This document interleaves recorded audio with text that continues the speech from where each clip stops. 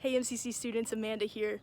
Welcome to Wednesday. We are so glad that you guys have decided to join us. I was just out on my walk today and I thought that this place was beautiful, and so I stopped and I wanted to tell you guys welcome to Wednesday night.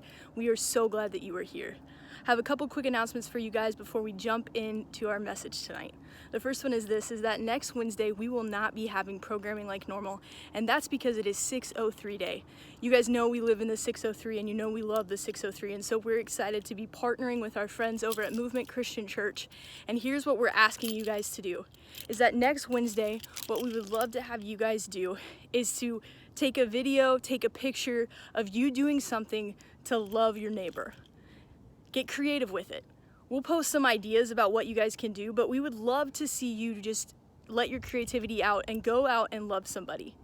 And here's the deal. If you take a picture, if you take a video, and you post it and you tag us, you will be entered to win a $50 Amazon gift card that we will draw next Wednesday night at 8 o'clock. So next Wednesday night by 8 o'clock, which is normally the time that we wrap up student services, if you post a video or a picture, your name will get entered into a drawing. And we're so excited for next Wednesday night. We also want to let you guys know that we are looking forward to summer. We know that summer 2020 is going to look nothing like we originally planned, but we really are excited about it. So keep your eyes peeled, because in the coming days and weeks, we are going to be inviting you guys and letting you guys in on what we're planning and what we're excited to be doing. So without further ado, welcome to MCC students. Let us know in the chat if you have any questions. As always, after the message, we'll be jumping into small groups on Zoom. So if you need the link, please let us know. We love you guys.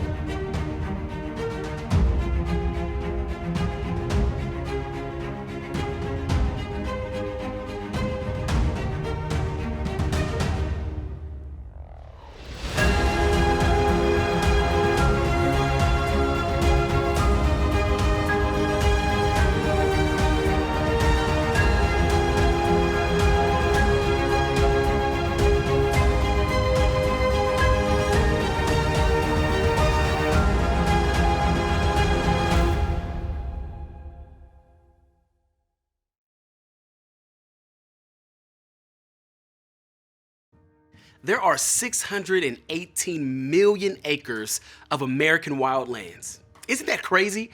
618 million. These wildlands stretch from coast to coast and include huge canyons, beautiful rivers, deserts, mountains, wildflower fields, and even forests. You can just imagine how beautiful this land is. Throughout history, the wilderness has always been thought of as a place you just have to see. If you've ever been to one of these places, you may know what I'm talking about. There's something about being surrounded by undeveloped land and seeing things that not many people have seen before that gives you a sense of new beginnings and fresh starts. Maybe that's why the wild has always captured the imagination of people. But as great as it is, most people never experience the amazing landscapes of the wild. Why? For a few reasons. One, it's difficult to get to. Two, maybe they simply don't want to go. Or three, it can be dangerous. The wild is unknown and uncomfortable. You can get lost, you can get hurt, you could get eaten. And my hunch is that most people don't want to get eaten by a wild Bengal tiger. So most people never travel outside the boundaries of safe, touristy places. Most people never go into the wild. Now, this makes sense and is totally fine. But if you ask people who've been there and have maybe climbed mountains, rafted rivers, visited jungles, hiked trails, seen deserts, they'll tell you that you're missing out. They'll tell you that there's a part of life that you can only experience by going into the wild unknown. And most of them will tell you that it's totally worth it. Don't worry, I'm not saying that we should all go on super dangerous camping trips. What I'm getting at is that a lot of us think the exact same way when it comes to following God. You probably know some people who have lived in the wild unknown when it comes to following God. They say it's great and totally worth it.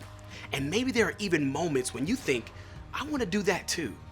But when it comes to actually doing something or taking a step, you tend to freeze up because, one, you don't know what it's like to go into the wild with God. What does it look like to follow Him? Does it mean you act a certain way during worship time, volunteer somewhere, or go on mission trips? And what if God calls you to do something awful? What if following Him means your life becomes boring? Maybe you hear people talk about following Jesus and you wonder, follow Him where? Number two, we're convinced that we're doing everything wrong. For those of us who've been a Christian for a while, it can feel like we've already stepped into the wild. However, we feel like we're lost and wandering in circles. Maybe you remember deciding to follow Him, but since then you don't seem to have gone anywhere. Your faith feels the same. You keep wondering, shouldn't I be further along by now? I guess I'm doing everything wrong. Either way, we don't move. We don't take a step because we aren't sure if we want to plunge into the unknown with God. For some of us, that's kept us from making a decision to follow Him in the first place. For others, this has kept us at a safe distance, unsure if we want to go a step further.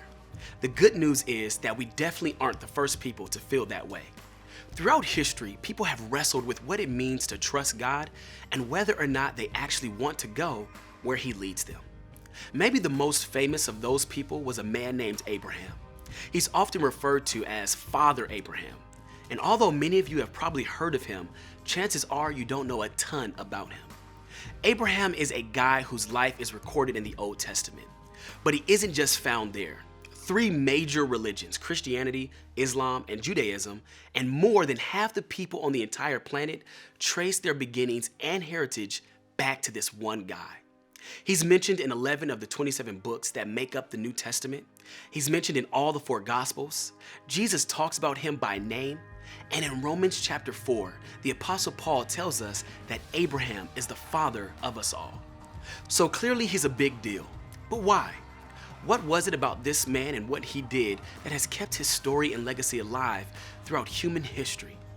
Before we answer that question, let's look at a fact. Abraham was a truly ordinary and unremarkable guy. He was a lot like you and me. When we are introduced to his story in the first part of the book of Genesis, his name was Abram. He and his family lived in an area of the world known as Ur. And you thought your hometown wasn't exciting. He was married, but he didn't have any children. He lived a normal, comfortable, and safe life. But then God spoke to him. And what God said to this ordinary man was so extraordinary that it still impacts each and every one of us to this very day. The Lord had said to Abram, "Go from your country, your people, and your father's household to the land I will show you. I will make you into a great nation, and I will bless you. I will make your name great, and you will be a blessing. I will bless those who bless you, and whoever curses you, I will curse. And all peoples on earth will be blessed through you." The very first word God spoke to Abraham was go.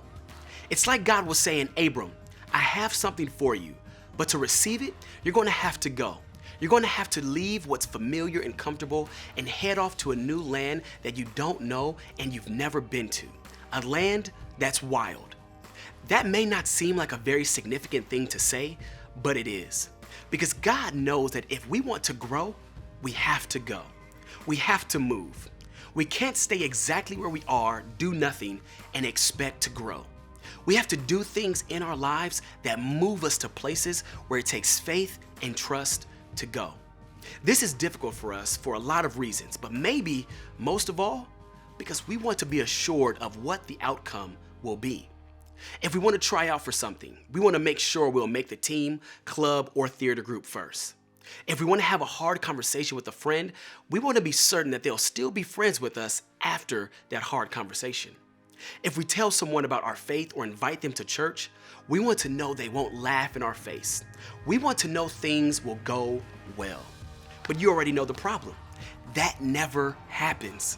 Most great things that have happened in the history of the world didn't start with a certainty of how things would end up. God promises to be with us, but He rarely tells us how a situation will end up. God is equally vague with Abraham. He says, "Go and I will show you." He doesn't tell him where the land is or how he'll get there. He just says, go and trust me. The invitation for Abraham to go was complicated. It was the start of a new life. God was asking him to go, but also to grow. As in, Abraham, I want you to grow up.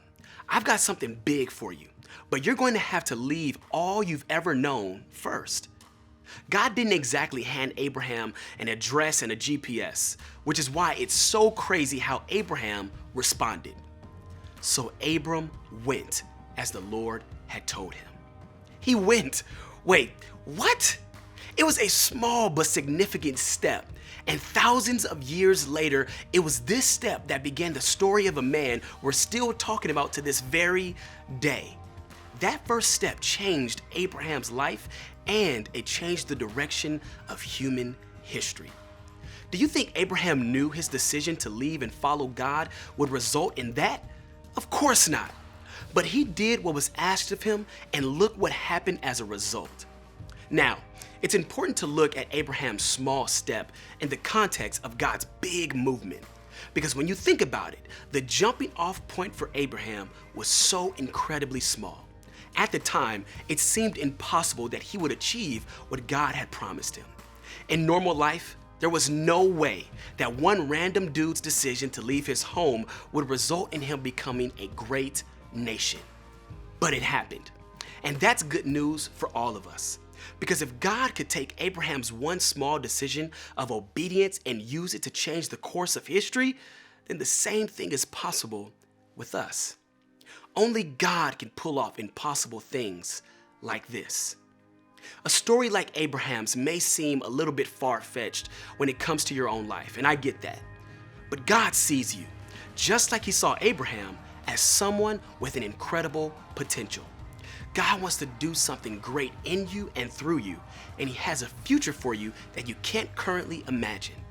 And sometimes that starts by us being willing to leave what's comfortable and take a single step into the wild and into the unknown. That doesn't mean you tell your family adios and venture off into the woods without a map. No, it simply means you take one small step that you believe God is asking you to take. Maybe for you, it's a step toward repairing your family by treating your stepmom or one of your siblings with respect, even when you know they don't deserve it. Maybe it's following God's call to move away from a friendship or dating relationship that you know isn't good for you or your future. Maybe God is calling you to be honest about something with your small group. Maybe it's going on a mission trip. Maybe it's deleting some specific apps on your phone that you know aren't helping you make wise choices. Maybe it's starting to volunteer or serve somewhere.